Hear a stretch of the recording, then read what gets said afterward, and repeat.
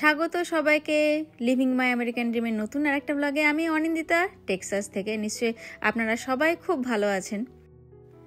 বাজে এখন সকাল ঠিক 7টা, কিন্তু দেখুন কীরকম একদম মনে হচ্ছে যেন মাঝরাতের অন্ধকার নেমে এসছে।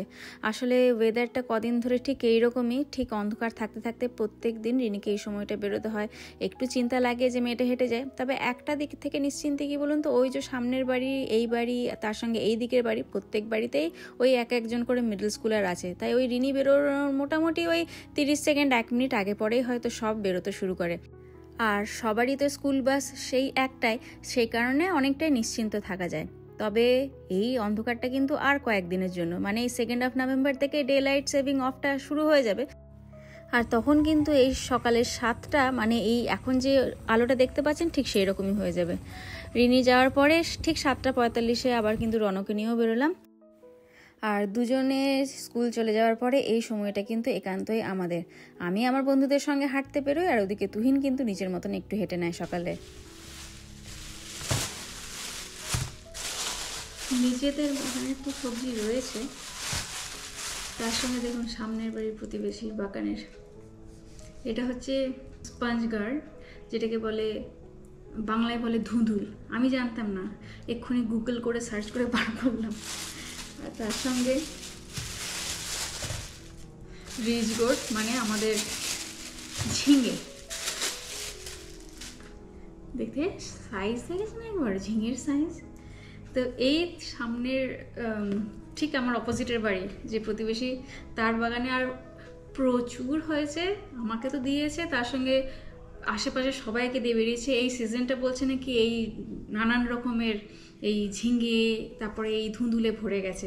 এমনকি আমার বাগানেও আমি দেখাবো আপনাদের, একসাথে 7-8খানা ছোট ছোট লাউ এসছে। দেখা যাক তার মধ্যে কটা সাকসেসফুলি হয়।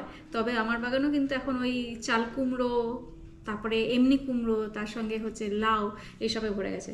তো যাই হোক, আজকের ঝিঙেটা রান্না করছি না, কারণ ভাবছি বৃহস্পতিবারে এই ঝিঙেটা দিয়ে একটু ঝিঙে পোস্ত বানাবো আলু দিয়ে। তবে আজকে এই ধুঁধুলটা আমি বানাবো। জীবনে কোনোদিনও এর আগে আমি ধুঁধুল রান্না করিনি, আমার জীবনে প্রথমবারের জন্য। তাই প্রচুর আমি ইউটিউব দেখে রেসিপি সার্চ করলাম, একটা রেসিপি পছন্দ হলো, দেখা যাক ওটাই করে দেখবো। চলুন আপনাদের সঙ্গে রেসিপিটা আজকে শেয়ার করবো। যদিও একটু আগেই বললাম যে জীবনে প্রথমবার রান্না করব, কিন্তু আরেকটু হয়তো এটাকে কারেকশন করে আমার বলা উচিত ছিল যে আমি হয়তো জীবনে প্রথম খাবো। আমার মনে পড়ে না যে আমি এর আগে কোনোদিনও, যখন দেশেও থাকতাম, কোনোদিনও খেয়েছি। ঝিঙে প্রচুর খেয়েছি, চাল কুমড়ো, লাউ এগুলো খেয়েছি, কিন্তু আমার যতদূর মনে পড়ে বাড়িতে এই ধুঁধুল নামের কোনো সবজি কিন্তু আমি বাড়িতে দেখিনি। মানে এটা আমার কাছে একদম বলতে পারেন একদম নতুন একটা সবজি। তো সেই কারণে রান্না করার আগে খানিকটা হয়তো টেনশন লাগছিল যে জানি না স্বাদটা কেমন হবে। তবে একটা খুব সহজ রেসিপি পেয়ে গেলাম। তেলের মধ্যে রসুন আর তার সঙ্গে পেঁয়াজটাকে ভেজে নিলাম, আর একটু নুন দিয়ে ভাজবো। এই সময় একটু হলুদও দিয়ে দেওয়া যায়। আর এরপরে যেটা বলতে পারেন এই রান্নাটাকে একটু অন্য লেভেলে নিয়ে যায়, সেটা হচ্ছে যে ডিম। ওই দুটো ডিমকে ফাটিয়ে দিয়ে দিলাম। ডিমটাকে ওই পেঁয়াজগুলোর সঙ্গে আলাদা করে আরও একটু ভালো করে ভেজে নেব। আর তারপরে সিম্পলি ওই কেটে রাখা যে ধুঁধুলগুলো সেইগুলোকে দিয়ে দেবো। আসলে আমি একটু ছোট ছোট পিস করে কেটেছিলাম। আর সেই লাউ বলুন বা ঝিঙে বা এই জাতীয় সবজিগুলো, এগুলো তো এমনিতেই এতটাই জল থাকে, রান্না হতে খুবই কম সময় লাগে। সেই কারণে ওই আমার ডিমটা ভাজা হতে হতেই যখনই আমি ধুঁধুলটা দিয়ে দিয়েছিলাম, উইদিন 10 মিনিটস মনে হয় পুরো রান্নাটা কিন্তু কমপ্লিট হয়ে গেছিলো। আর এটাও কিন্তু ঠিক, রান্নাটা কিন্তু খুব টেস্টিও হয়েছিল। জানি না আমার মা এখন কোথায় আছে, তবে যেখান থেকেই দেখছে, মানে ওই আর কি স্বর্গ বা আকাশ বা যেখান থেকেই তার মর্তে হয়তো নতুন জন্ম হয়েছে, যদি সে আমাকে দেখছে তাহলে ভাববে যে সত্যি মামুনের যে কত উন্নতি হয়েছে। যে কোনোদিনও এই সমস্ত সবজি চেখেও দেখতো না, আজকে অন্য দেশে এসে দিব্যি রান্না করে সেটা খাচ্ছে আর সবাইকে খাওয়াচ্ছে। সত্যি মা থাকলে কিন্তু খুব খুশি হতো। আর এদিকে চলুন হ্যালোউইনের তাণ্ডবের পরে দেখায় আমাদের বাড়ির ব্যাকইয়ার্ডের তাণ্ডব। হঠাৎ করে ঝোড়ো হাওয়া, তার সঙ্গে জোর বৃষ্টি, আর তারপরে আমার ব্যাকইয়ার্ডের অবস্থাটা একবার দেখুন, একদম পুরো লন্ডভন্ড অবস্থা। এ বাবা, তুলসীর অবস্থা দেখ। তুলসীর এটা কোথায়? এ ভগবান, তুলসী আমার দেখ কেমন পড়ে আছে।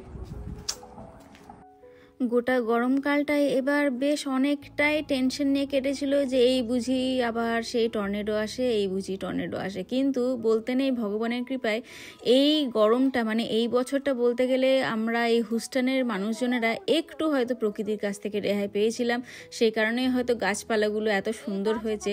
কিন্তু এই বলে না যে সিজন শেষ হতে হতেও একবার আর কি তার দেখা দিয়ে গেল, যদিও টর্নেডো নয়, বেশ ছোটোখাটোই তার দাপটটা ছিল, কিন্তু তবুও এতটা সমস্ত কিছু লন্ডভন্ড করে দিয়ে গেছে, গাছগুলো যে কোথায় কোথায় উড়ে পড়ে আছে এখন সেগুলোকে খোঁজ করতে হবে।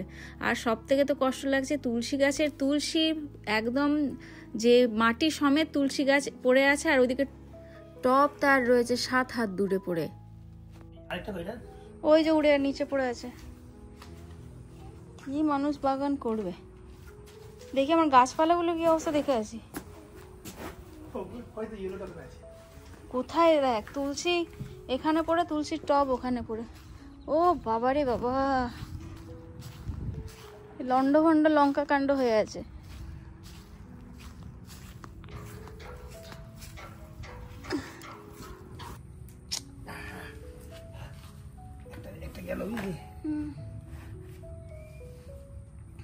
চেপে গেছে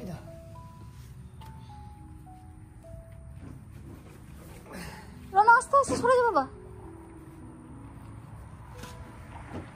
পড়ে যাবে অমনি করো না, পায়ে লেগে যাবে কিন্তু। হ্যাঁ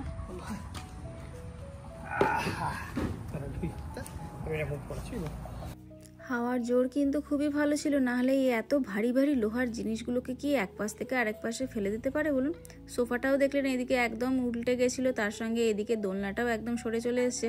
জিনিস ভালো রকমের কিন্তু একটা হয়েছে মনে হচ্ছে। চল এটা নিয়ে আসি। হ্যাঁ হ্যাঁ ওই টপটাই ওটাকে বাঁচিয়েছে। চলো বাবা হারভেস্ট করবে। এই দেখে ভেজা আছে বাবু, ভেজা থাকতে পারে না, প্যান্টটা কিন্তু ভিজে যাবে।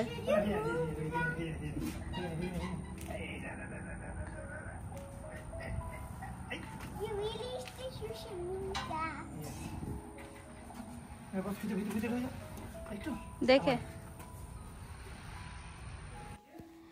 চলুন এবার ও একটু বসুক, আর অনেকদিন ধরেই ওর ইচ্ছে ছিল যে একটু হারভেস্ট করবে, তাই আজকে ভাবলাম যে ওকে নিয়ে যায়। তবুও এই যে দেখতে পাচ্ছেন বৃষ্টি হয়ে গেল, আর এরপরে রোদ উঠলেই কিন্তু সে এখন বিকেলবেলায় খেলতে পালাবে, তখন কিন্তু হারভেস্টে পাওয়া যাবে না ওকে।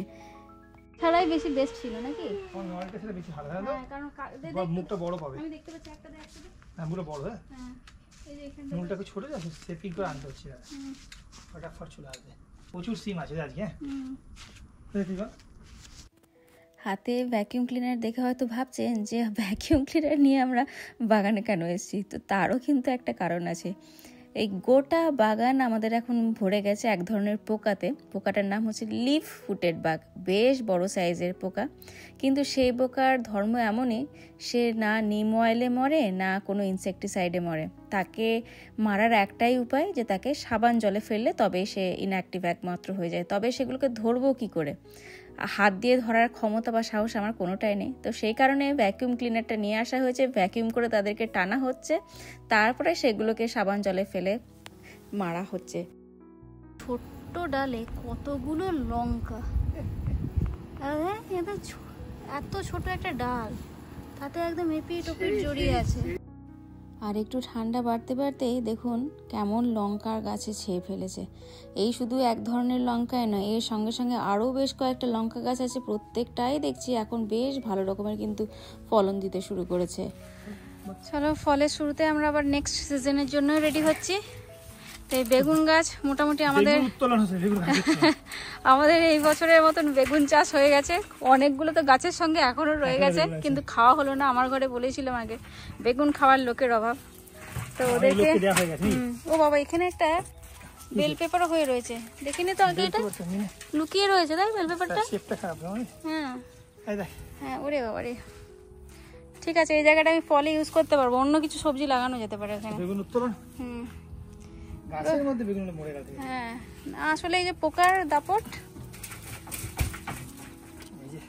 আজ পোকা ধরতেই আমরা এসছিলাম বাগানে, কিন্তু ওরা আমাদের আমাদের ইয়েতে বুঝে মনে হয় আগে থেকে পালিয়েছে। হ্যাঁ বেগুন বলছে তো, প্রত্যেকটা গাছেই এখনো বেগুন গুলো আছে। আমাদের আপেল গাছের কথা মনে পড়ছে। কি আপেল গাছে আপেলগুলো ছিল মনে আছে? হ্যাঁ, পোকা ধরা। বেগুন বেগুন না ভালো, এখন থেকে পরিষ্কার হলে না আমি স্প্রিং এর জন্য রেডি করতে পারবো জায়গাটাকে। মাটি তো ফেলতেই হবে।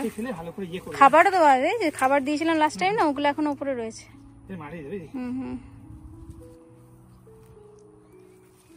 না ভালো হলো, তুলে জায়গাটা খালি হলো। ওরে বাবা রে, বেসিলের জঙ্গল। যদি তুলসী গাছগুলো আমার এত বড় হতো আমি খুশি হতাম, তা না হয়ে বেসিলগুলো বড় হয়েছে। ওরে বাবা রে, হ্যাঁ হ্যাঁ হ্যাঁ, দেখে ও সিম পুরো জড়িয়ে গেছে। দেখে দেখে দেখে, হ্যাঁ হ্যাঁ হ্যাঁ। আরে বাবা রে, এই জঙ্গলই হয়েছে। বাগানের ক্রেডিট যতই আমি নেই না কেন, এই তুহিনকে ছাড়া কি আমার বাগান করা সফল হতো বলুন? এই শুরুতে যেমন মাটি কোপানো থেকে শুরু করে বেডগুলো তৈরি করা, ঠিক তেমনি ফলনের একদম শেষে এই যে আগাছাগুলোকে এখন পরিষ্কার করে আবার পরবর্তীর জন্য রেডি করা, এই সব তুহিন ছাড়া হয় না। মানে সত্যি এই বাগান করা শুধুমাত্র আমার নয়, এখানে কিন্তু তুহিনেরও কিন্তু একদম অর্ধেক কিন্তু অবদান রয়েছে। তবে ব্লগটা আজকে শেষ করার আগে শুধুমাত্র দেখিয়ে নিয়ে আজকে বাগান থেকে কি পেলাম। তো এই হচ্ছে আজকে আমাদের হারভেস্ট। শিম তো অনেকটাই পেয়েছি, প্রায় 3 পাউন্ডের মতন। তার সঙ্গে যে টমেটো গাছগুলো উপরে ফেলা হলো সেখান থেকেই দেখুন কতগুলো টমেটো, আর তার সঙ্গে কাঁচা লঙ্কা তো প্রচুর পেয়েছি, আর তার সঙ্গে কিছু ফুল আর বিনসও কিন্তু পেয়ে গেলাম। তাহলে ব্লগটা আজকের মতন এখানেই শেষ করলাম। কেমন লাগলো ব্লগটা সেটা অবশ্যই কমেন্ট করে জানাবেন। আর হ্যাঁ, আপনাদের সবার জন্য কিন্তু আমাদের কমিউনিটি হ্যালোউইনের ওপর একটা ছোট্ট আমি ভিডিও ছেড়েছি, শর্ট ভিডিও, সেটা কিন্তু অবশ্যই দেখতে ভুলবেন না। ভালো থাকবেন।